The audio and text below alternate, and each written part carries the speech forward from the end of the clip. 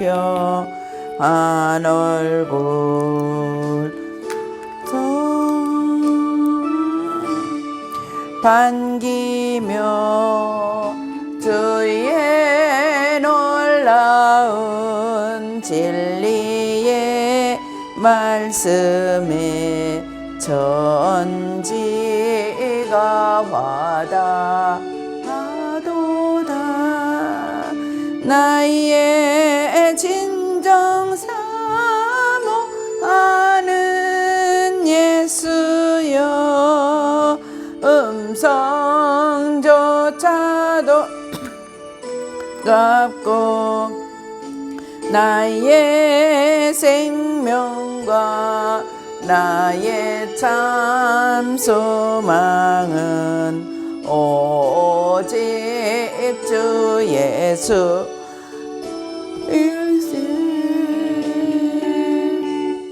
아버지가 감사드립니다. 귀하고 귀한 날 이렇게 하나님께서 사랑하여 주셔서 아버지 귀한 말씀 나눌 수 있도록 은혜 베풀어 주셔서 감사드립니다.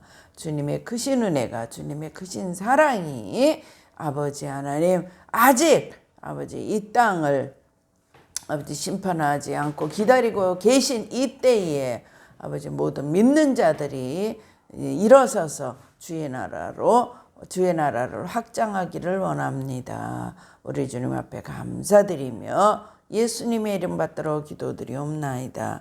아멘. 오늘 말씀은 심판대가 있는 영역과 모형적 진리에 대해서, 심판대가 있는 영역과 모형적 진리의 관계에 대해서 우리가 나눠보겠는데, 히브리서 8장 5절 말씀이 저희의 섬기는 것은 하늘에 있는 것의 모형과 그림자라. 그래서 모형과 그림자에 대한 개념이 성경 말씀에 분명히 쓰여 있다. 성경 말씀에 분명히 쓰여 있는 것을 우리가 이해해야 될 줄로 믿습니다. 알아야 될 줄로 믿습니다. 모세가 장막을 지으려 할 때에 지시하심을 얻은가 같이 모세가 장막을 그냥 지은 게 아니에요. 하늘에 있는 실제를 보고 이 땅에 뭐를 지었죠? 이 땅에 땅의 실제, 우리는 만져지고 피부로 느끼고 또 손으로 잡히고 그래야 그게 진짜로 보이잖아요. 그게. 근데 실제로는 하나님께서 뭐냐면 하늘에 있는 것의 모형과 그림자라 그랬어요. 뭐 이 땅에 있는 것들이 사실은 하늘에 있는 것의 모형과 그림자라. 우리가 3차원에 살고 있는 우리들은 잘 이해가 안 가죠. 이해가 안 가요. 근데 하나님께서 그렇게 말씀하시는데 어떡할 거예요? 하늘에 있는 것이 진짜고 이 땅에 있는 것은 모형과 그림자라는 거예요. 그래서 모세가 하늘에 있는 것을, 하늘에 있는 실제를 보고 그게 모형이고 여기가 실제가 아니고 그게 실제고 여기가 모형이라는 거예요. 그래서 하늘에 있는 것을 실제로 보고 그 다음에 이 땅에 가건물을 지었다는 거예요. 가건물이라기보다는 우리가 아파트 지을 때 먼저 짓는 걸 뭐라 그럽니까? 하여튼 모형이라 그러잖아요. 그래서 가라사대 산과 모든 것을 산에서 내게 보이던 본을 쫓아 지으라 하셨느니라. 그래서 모형적 진리는 하나님의 설계도와 같은 말씀인데 우리가 이해하기 쉽도록 구약을 신약의 모형으로 정해 놓으셨다. 우리가 구약이 있었습니까? 없었습니까? 구약의 역사가 있었죠. 실제로 있었어요. 구약의 역사가 실제로 이스라엘 백성들이 고생하며 홍해를 건너고 또 가나안 땅에 들어가고 하는, 또 가나안 땅에서 사사들의 통치 시대와 왕들의 통치 시대를 쭉 살았는데 하나님께서 뭐라 그러냐면 구약이 신약의 모형이래요. 예. 그러면 이스라엘 백성들 짜증나겠죠. 뭐야, 우리가 그럼 뭐 지금까지 그러면 허공을 걸었다는 거야. 우리가 그림자만 살았다는 거야. 뭐야, 그러고. 그런데 하나님께서는 그렇게 말씀하신다는 거예요. 우리가 이해하기 쉽도록 구약을 신약의 모형으로 정해 놓으셨다는 것입니다. 예. 그래서 하나님의 구원 섭리는 광야에서 마귀와 세상과 역경과 싸우며 3차례의 연단 과정을 다 통과해야만 익은 열매가 되어 천국에 들어갈 준비가 갖추어지도록 정해 놓으셨다. 예, 마가복음 4장 26절에 보면 익은 열매만 천국 곳간에 추수하신다는 확실한 말씀이 있습니다. 예, 그래서 우리가 그 읽어보겠는데, 이 땅에서 연단을 다 끝내지 못하고 죽은 성도들은 그러면 어떻게 나머지 연단 과정을 받게 되는가. 예. 그래서 이 추수의 원리를 보자면 마가복음 4장 26절에서 29절에 땅이 있고, 땅은 우리의 마음에, 우리의 심령이에요. 거기에 복음의 씨앗이 뿌려졌어요. 복음의 씨앗이 어디에 뿌려졌어요? 성소에 뿌려졌어요. 성소에, 심령의 성소에 뿌려지고, 그 다음에 이삭이 나고, 싹이 나고, 이삭이 나고, 그 다음에 익은 열매가 되면 어떻게 돼요? 하나님 나라의 곳간에 추수되는 그 내용이 마가복음 4장 26절에서 29절에 나와 있죠. 또 땅에서 익은 열매 되지 못하고 죽은 성도들은 그러면 어떻게 되느냐? 예, 세상에서 개인적 종말을 맞습니다. 죽음을 통해서, 죽음이라는 걸 통해서 개인적 종말을 맞는데, 그때 이 땅에서 온전히 익은 열매가 되지 못했을 때 심판대가 있는 중간 영역에 들어가게 됩니다. 그리고 정화의 불의 연단의 과정을 통과하면서 할례를 받고 천국에 들어간다. 그래서 이 할례 받을 때 할례를 다 받고 나야 흰옷을 입혀 주십니다. 예, 그래서 하나님의 심판대가 있는 중간 영역을 만약에 부인한다면 어떻게 되죠? 천국 백성의 모형인 이스라엘 백성들이 출애굽 뭐예요? 출애굽하자마자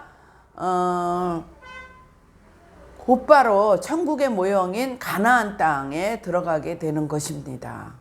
만약에 심판대가 있는 중간 영역이 없다. 그런 거 믿자마자 무조건 천국. 믿자마자 물론 천국 가요.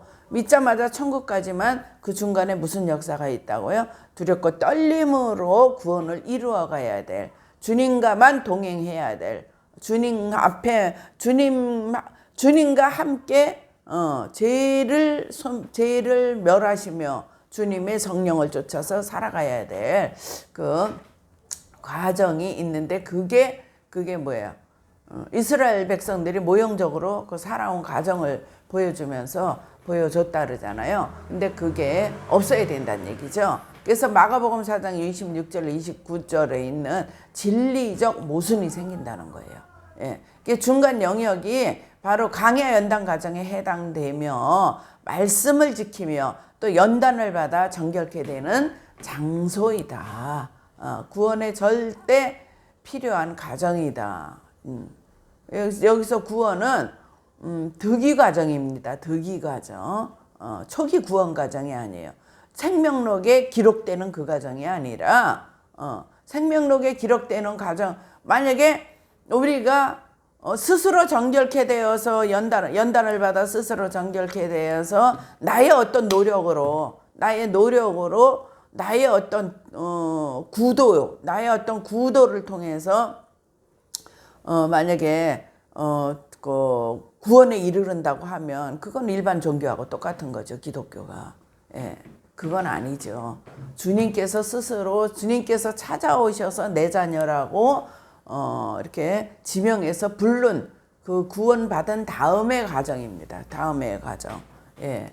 그래서 서론과 연관하여 이제 정리를 해보자면 계시록 3장 10절에 빌라델피아 교회의 예가 나오는데 큰 환난을 면제받아 휴거시켜 주신다는 약속입니다. 그럼 왜 그렇게 말씀하셨을까? 계시록 2장 22절에 두아디라 교회가 나오는데 음녀 이세벨과 음행하던 성도들이 회개하지 않으면 큰 환난 가운데 던진다고 하신 진정한 의미는 그럼 무엇인가? 그래서 하나님의 심판대가 있는 중간 영역을 빼놓고는 이해할 수 없는 말씀이다 하는 것입니다. 그래서 성도들을 한 묶음으로 다루고 있기 때문에 그렇게 말씀하신 것인데, 이 땅에서 연단을 다 마치고 익은 열매된 14만 4천은 어떻게 되죠? 곧장 천국으로 갑니다.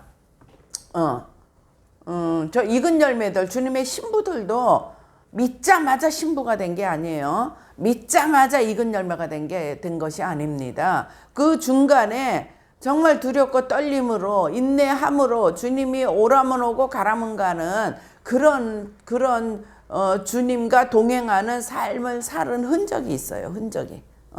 누구나가 그 주님의 신부들이 그런 흔적이 있습니다.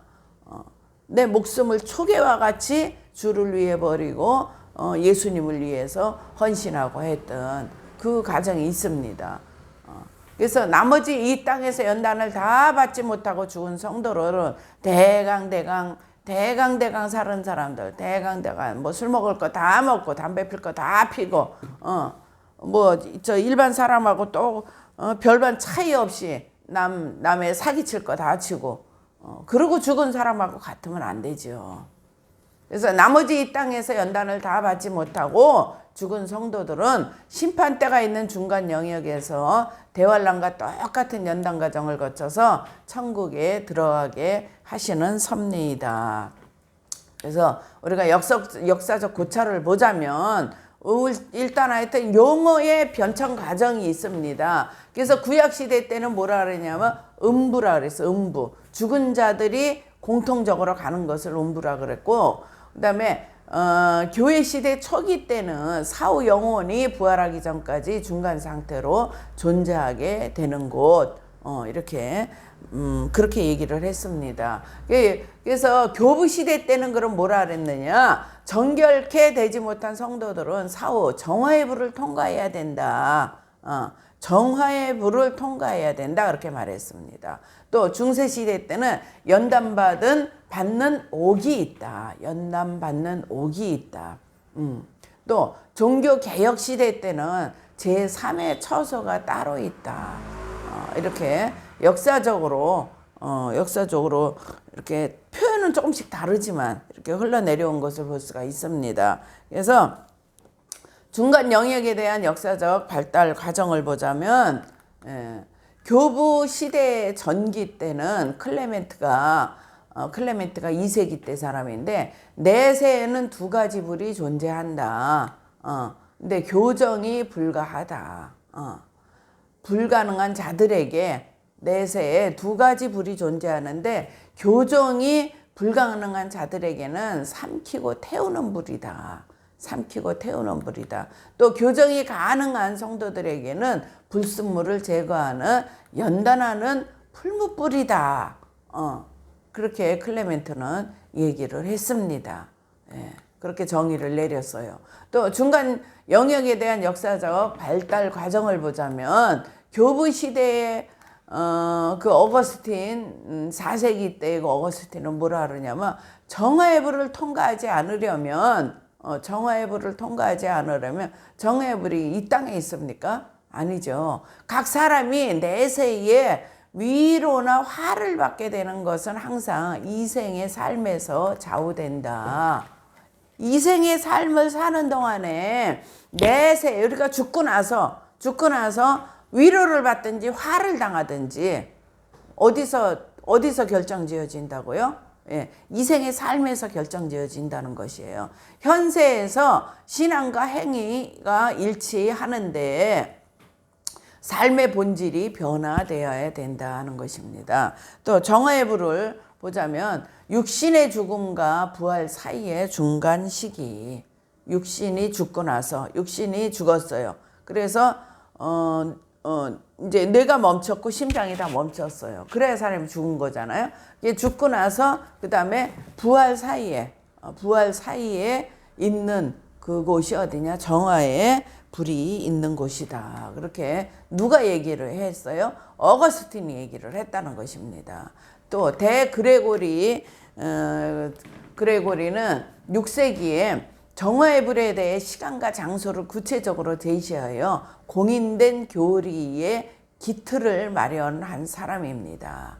예. 그래서 정화의 불에 대한 왜곡된 사상들은 또 어떤 사상들이 있냐면 베다, 하이몽, 시몽 이런 사람들은 큰 도를 닦아야 된다. 그래서 대도 또 자선행위 큰 자선행위 이런데 그 재산의 반이라도 갖다 바치면 뭐라 그래요? 너희 죽은 조상들이 덕을 많이 쌓지 못하고 죽은 조상들이 너희가 바쳐진 그걸로 인해서 그들은 정화의 불에서 속히 나온다. 뭐 이렇게 이제 가르치면서 카톨릭이 이제 그 아주 카톨릭이 부패하기 시작했죠.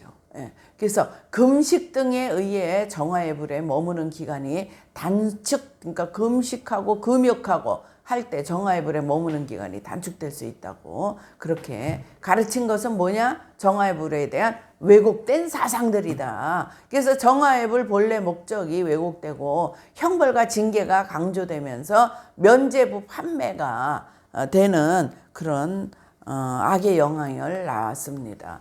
중세시대 때는 12세기에 중간영역 교리가 더욱 확립되면서 베르나르도, 토마스 아퀴나스 등이 주장을 했는데 땅에서 온전히 정결케 되지 못하면 사후 반드시 정화되는 역사가 계속된다.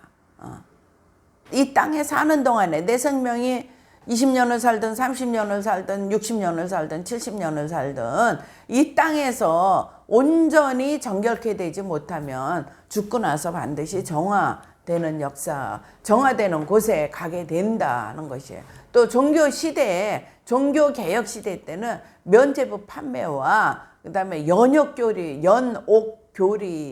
악용해서 뭐였죠? 십자군 전쟁과 속죄장 발부가 있었습니다.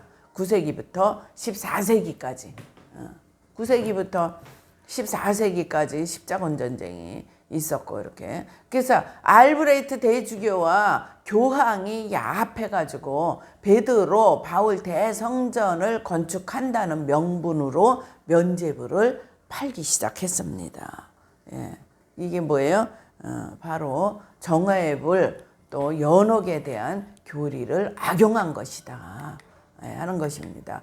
그래서 결국은 루터의 종교개혁이 일어났죠. 16세기에. 1517년 10월 31일 비텐베르크 대성당에서 면죄부 판매에 대한 95개조 반박문이 게시됐는데 우리가 그 95개조 반박문 중에서 10조, 22조, 82조 이런 데는 뭐예요? 다 이 중간 연계를 연옥 그러니까 카톨릭에서 얘기하는 연옥이죠.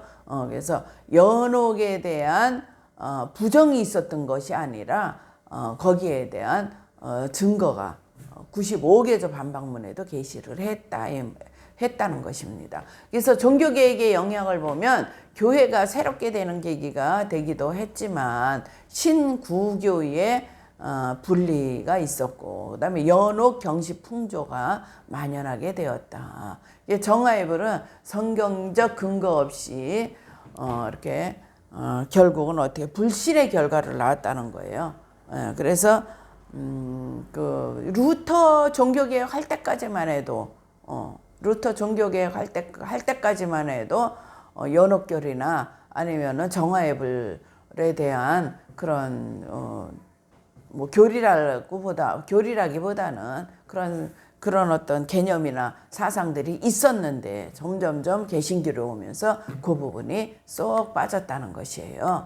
예. 그래서 종교 개혁의 영향으로 이제 세속화가 되면서 정화의 불 교리가 악용되는 경우는 있어도 부인하지는 않았는데 그 어거스틴이나 프랜시스 또 토마스 아퀴나스 등은 강력히 이제 정화의 교리를 이제 강력히 증거를 했어요. 또 루터도 면죄부의 악용을 반대했지 정화의 불 자체를 부인하지는 않았다. 그래서 이거 제3 처소라고도 표현을 했습니다. 또 중간 영역을 이제 하게 되면 어떻게 되냐? 구덕이 무서워서 장독을 깨트리는 그런 경우가 된다. 그래서 진정 정화의 불 아니면은 제3의 처소 또 아니면 뭐 연옥 교리에 대해서 우리가 냉정히 한번 생각을 해봅시다.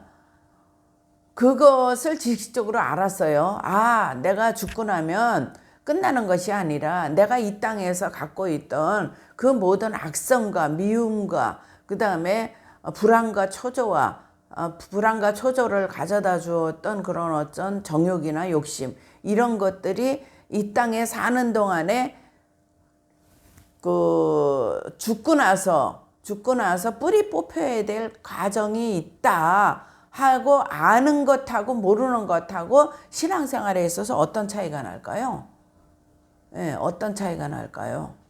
예, 그걸 알면은 저 천국 못 갑니까? 그걸 알면? 아니죠. 그래 있을 수 있어. 맞아. 내가 이대로 만약에 천국 간다면 이대로 내가 남들 다 가는 3층 천국 간다면 그건 내가 좀 부끄러운 거지. 내가 양심에 조금 찔리지. 내가 생각해도 나는 더러운 사람인데 천국 가는 것만도 감사한데 내가 3층 천을 간다는 건 좀 그렇잖아요. 사도 바울과 같은 곳에 내가 간다. 그러면은 아니면은 주기철 목사님 같은 곳에 그분들이 가 계신 곳에 나도 간다. 그럼 조금 부끄럽지 않겠어요? 그래서 우리가 정화의 불교리나 아니면은 중간 영역에 대한 그런 지식이라고 우리 칩시다. 지식. 그 지식을 안다 그래서 천국을 못 가는 것도 아니고 모른다 그래서 또 천국을 못 가는 것도 아니에요. 예. 근데 우리가 지식적으로 이렇게 알아두면 신앙생활에 있어서 맞아. 나는 언젠가는 이 죄성을 나의 이 약점을 완전히 뿌리 뽑아야 될 그 때가 있어. 그 때가 언제요? 이 땅에서 못 뽑으면 저 세상에서라도 뽑혀져야 된다. 깨끗해져야 된다. 하는 것을 아는 것이 신앙생활에 유익하다는 것입니다. 예. 우리가 천국과 지옥을 이걸 알고 모르고 알기 때문에 모르기 때문에 천국과 지옥이 갈라지는 거 절대 아닙니다. 예. 그래서 결과적으로 보자면 믿기만 하면 무조건 천국으로 직행하는 것으로 생각하면 오해이다.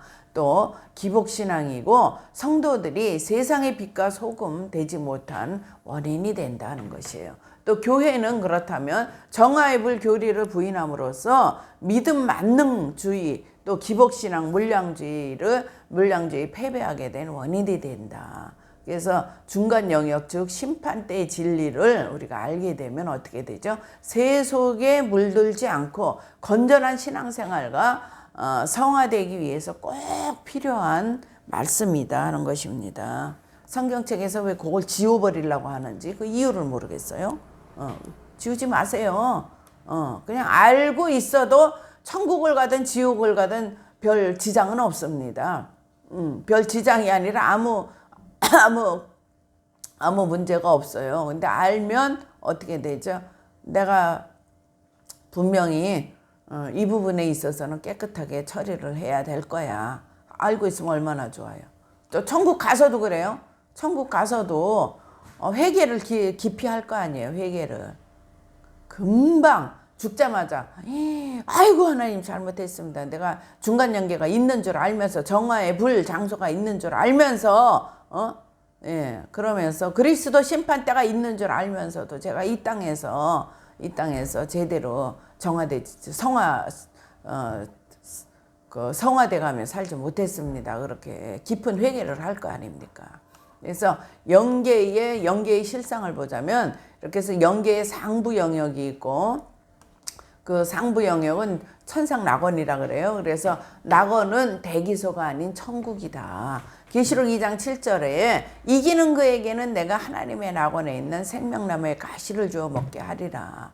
또 계시록 22장 1절 2절을 보면 생명수의 강을 내게 보이니 하나님과 및 어린 양의 보좌로부터 나서 길 가운데로 흐르더라. 강 좌우에 생명나무가 있어 12가지 실과를 맺히되 이렇게 새 예루살렘의 모습을 우리 계시록에 잘 이렇게 기록해 놓으셨습니다.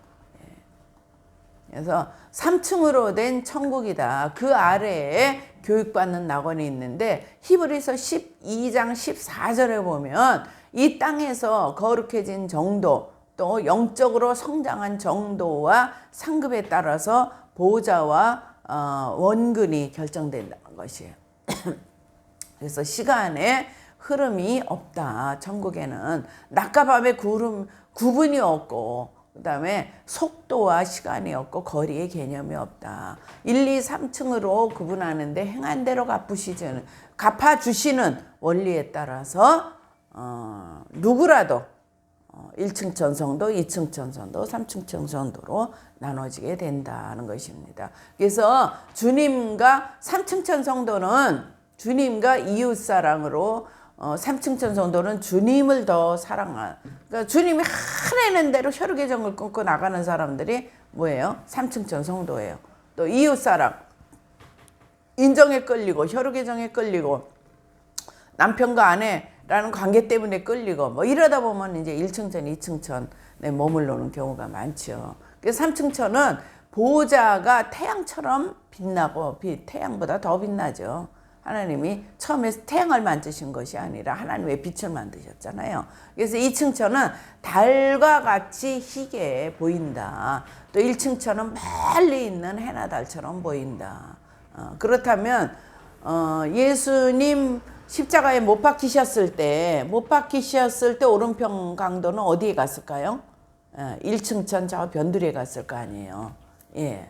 그래서 하나님의 보좌가 아주 멀리 보여서 해나 달처럼 그렇게 보였을 것이다. 그렇다면 저와 여러분은 어디를 가야 되겠습니까? 목표는 3층천이지만 3층천에 혹시 못 가더라도 2층천 중에서도 이렇게 아주 제일 3층천에 가까운 부분까지는 가야 되지 않겠습니까? 그래서 12지파로 이제 구분되는데 이렇게 모형적 진리에서는 이스라엘 12지파 그래서 땅에서 행하여 맺은 열매를 따라서 나누어진다. 사랑지파가 있고 용기지파가 있고 또 뭐 온유지파 또 양선지파 뭐 이렇게 지파 12지파가 나누어진다. 또 그다음에 성령의 12가지 열매에 따라서 12지파로 구분된다 하는 것입니다. 그래서 우리 다음 시간에는 이제 하나님의 보좌서부터 차근차근 이렇게 나눠보기로 하겠습니다. 하나님 아버지 감사드립니다. 귀하고 귀한 날 우리 주님께서 사랑하여 주셔서 은혜로 베풀어 주시고 도와주셔서 감사드립니다.